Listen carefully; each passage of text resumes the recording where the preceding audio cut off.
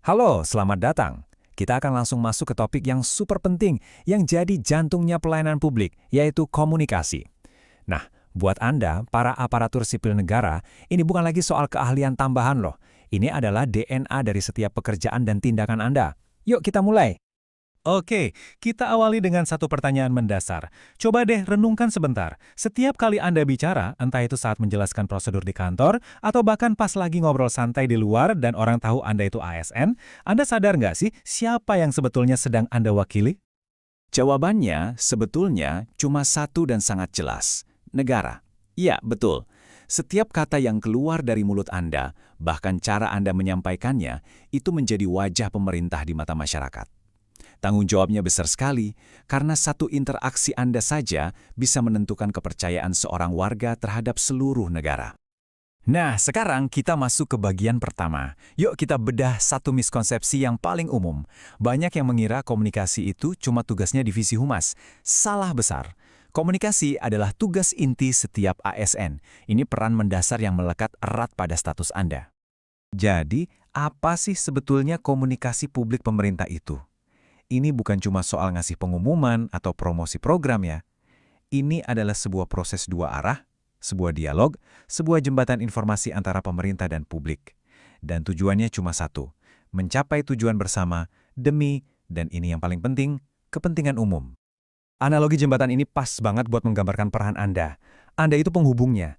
Pertama, Anda menginformasikan, menyampaikan kebijakan dengan jelas. Kedua, di tengah-tengah jembatan itu, Anda mendidik, bikin publik paham kenapa sebuah isu itu penting.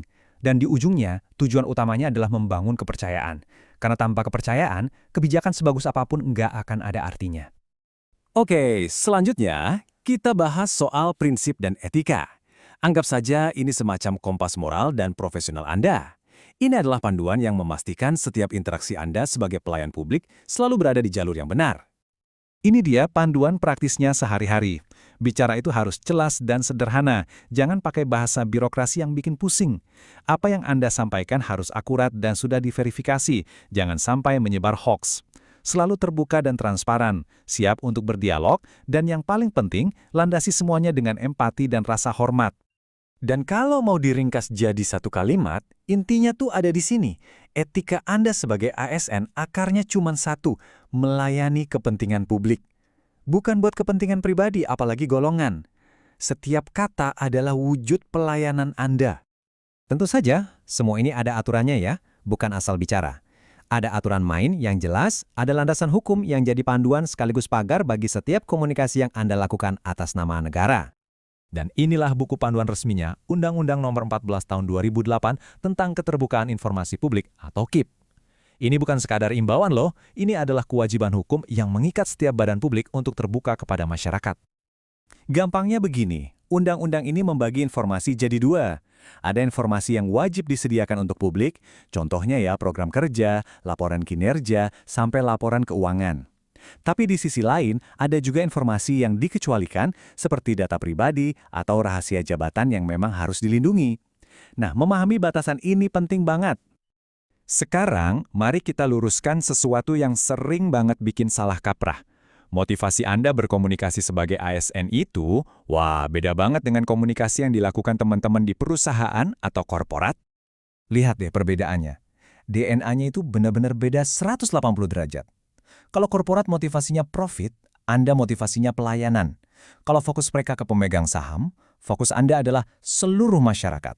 Dan ukuran sukses tertinggi Anda bukanlah laba perusahaan, tapi seberapa besar kepercayaan yang diberikan publik kepada Anda dan pemerintah. Jadi kita simpulkan dengan pengingat yang satu ini. Tolong ingat baik-baik. Setiap kali Anda bersuara, Anda tidak sedang membawa nama pribadi. Anda sedang mempertaruhkan reputasi seluruh pemerintah. Karena pada dasarnya, suara Anda adalah reputasi pemerintah. Sebagai penutup, saya mau tinggalkan satu pertanyaan refleksi. Bukan untuk dijawab besok atau lusa, tapi untuk hari ini, detik ini juga. Dengan pemahaman yang baru ini, bagaimana cara komunikasi Anda selanjutnya akan ikut membangun Indonesia menjadi lebih baik? Jawabannya ada di setiap interaksi yang Anda lakukan.